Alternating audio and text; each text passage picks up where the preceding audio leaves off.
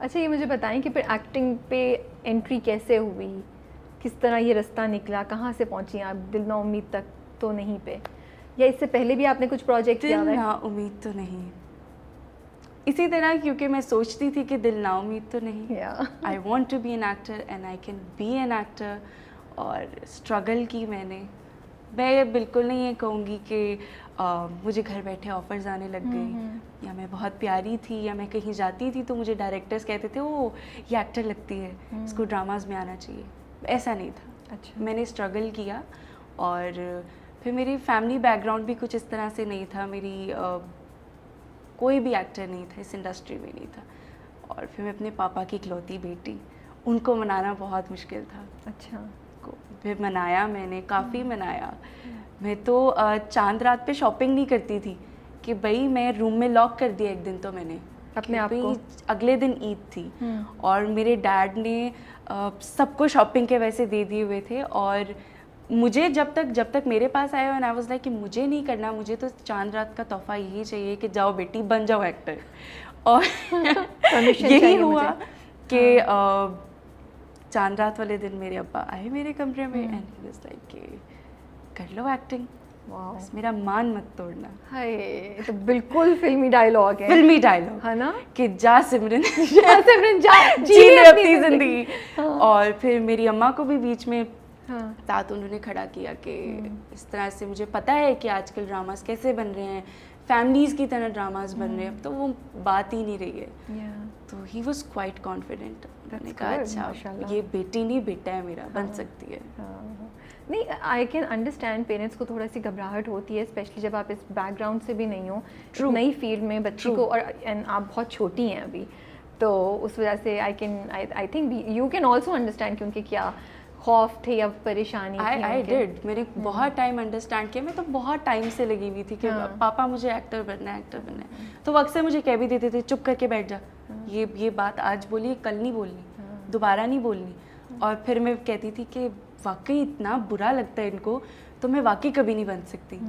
फिर ऐसे ऐसे जैसे जैसे टाइम गुजरता गया, मेरी मामा के साथ भी क्योंकि केमिस्ट्री बहुत अच्छी थी, फिर मेरी मामा ने, फिर माएँ तो फिर आपको पता है अब्बा को माँ ही मना सकती हैं, तो फिर पापा ने मान गए पापा। लेकिन मुझे ये बताएं तो फिर अच्छा, ये परमिशन एक्टिंग की तरफ जाने से पहले आपने घर से परमिशन ली, उधर से हो गया, फिर आपने हाथ पाँव मारना शुरू किए कि मैं क्या करूं, किस तरह जाऊं इस फील्ड में, क्या हुआ था प्रोसेस बताएं हमें, पूरा सफ़र अपना सुनाएं हमें। अभी तो सफ़र शुरू हुआ है, लेकिन वेल मैं लाहौर में रहती थी, तो इतने ज़्यादा तो वो चैनल्स वहाँ पे है नहीं, तो जितना मैं हाथ पाँव मार सकती थी, जितना मुझे पता होता था अपने दोस्तों से लेके कॉलेज फ्रेंड्स और इन लोगों से पता चलता था कि अच्छा यहाँ पे ऑडिशन हो रहा है, तो सारा दिन ऑडिशंस में जाके लाइन में लगे रहना मैंने। अच्छा। और कभी कभी तो ऐसा होता था कि मैं ऑडिशन दिए बगैर वापस आ जाती थी। क्यों? कि इतने ज़्यादा लोग आए होते थे वहाँ ऑडिशन देने के लिए कि कभी कभी मुझे मौका नहीं मिलता था कि मैं ऑडिशन दे पाऊँ, और मैं डिसअपॉइंट नहीं होती थी, मैं बड़ा खुश होकर वापस आ जाती थी कि मे बी नेक्स्ट टाइम। अब क्योंकि मेरे लिए सबसे बड़ी खुशी ये थी कि मुझे परमिशन मिल गई है, अब मैं कुछ भी कर सकती हूँ, मेरे पास बहुत वक्त है। तो किस किस को, मतलब काफ़ी ऑडिशंस में रिजेक्शंस भी हुई या नहीं? ये मैं नहीं कहूँगी कि मुझे रिजेक्शंस हुई, ये मैंने किया, क्योंकि हर आर्टिस्ट का एक गोल सेट उसने किया होता है कि काम करना है, थोड़ा करना है, अच्छा करना है। तो आई ऑलवेज लाइक कि भाई स्क्रिप्ट पढ़ना है, चाहे छोटा सा कैरेक्टर है, अच्छा होना चाहिए। ओके। तो ऑडिशंस आप देनी थी, आपको ऑडिशंस देती रही मैं, कॉल्स भी आती रही, मैं जाती रही उनके ऑफिसेज में जाके स्क्रिप्ट पढ़ती रही, लेकिन वो आपको पसंद नहीं आ रहा था? मुझे अच्छे नहीं लगते थे। Okay. Because I believe my self कि मैं कर सकती थी, और जो चीज़ मुझ पे अच्छी ना लगती वो मैं ना करती। बट फजर, मैं आपको बड़ा एडमायर कर रही हूँ, क्योंकि बड़ी हिम्मत की बात है कि जब आप स्टार्ट कर रहे हो और आप मुसलसल ना बोलते जाएं, क्योंकि टेम्पटेशन होती है कि अच्छा यार एक दफ़ा दरवाजे में पाँव रख दो, एंट्री हो जाए, फिर सोच लेंगे अच्छा, फिर अच्छा, यूजुअली लोग ऐसे ही करते हैं। अच्छा, नहीं मुसलसल ना नहीं थी इस तरह से, क्योंकि थोड़ा ऑडिशंस देने के बाद ही आई गॉट ऑफर फ्रॉम दिल ना उम्मीद तो नहीं। तो फिर जब आप एक बहुत अच्छे डायरेक्टर के साथ काम कर लो, बहुत अच्छे लोगों के साथ काम कर लो, तो फिर आप थोड़ा सा क्यूरियस हो जाते कि अच्छा यार, ऑफ कोर्स हाँ, आपने तो पहला प्रोजेक्ट ही काशिफ निसार के साथ किया, इतनी ज़बरदस्त कास्ट, मतलब आपके स्टैंडर्ड तो भाई यहाँ हो गए हैं। अल्लाह खैर करे। नहीं कोई स्टैंडर्ड, आपकी जर्नी तो मतलब काफ़ी आपने अपने लिए मुश्किल स्टैंडर्ड्स किए हुए मतलब, but from what I know she is doing very well, जिस पे हम बाद में आते हैं। अच्छा, लेकिन दिल ना उम्मीद पे क्या, कैसे, किधर ऑडिशन दिया था, कैसे कॉल आई, किसकी कॉल आई, क्या हुआ था? वेल मैंने एक रियलिटी बेस्ड शो किया हुआ था, ओके, उसका नाम नहीं लूँगी, बट बहुत अच्छा शो था और इंटरनेशनली देखा गया था, बाहर के मुल्क में देखा गया, बहुत इंडिया तक देखा गया। ओके, तो इस तरह उनको काफ़ी पता था कि अच्छा इस लड़की के काफ़ी चर्चे हो रहे हैं इस शो में। ओके, और वाकई हो रहे थे, क्योंकि मैं कुछ नहीं कर रही थी इस शो में। आई वॉज लिटरली अ डम गर्ल, मैं बिल्कुल ही डम बन के वो शो कर रही थी, क्योंकि मैं बस फॉर द फन गई हुई थी, इंटरेस्ट नहीं था इतना कोई खास। अच्छा, क्योंकि मुझे एक्टिंग में आना था कहीं ना कहीं से घुस के। हाँ, तो बस फिर इसी तरह वो शो की रेटिंग ज़्यादा हो गई और एक दिन मुझे वैसे ही काशिफ भाई के ऑफिस से कॉल आई, ऐसे ही बैठी भी थी रैंडमली। हाँ, बड़ा बहुत सुना हुआ था मैंने खुद काशिफ भाई के बारे में कि काशिफ भाई one of the finest director of our industry.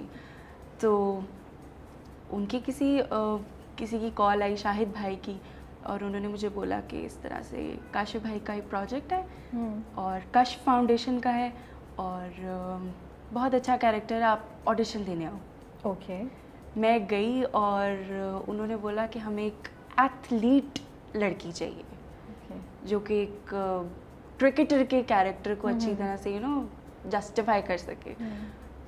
तो मैं गई भी जिम से थी सीधा। अच्छा, चल I look like athlete girl.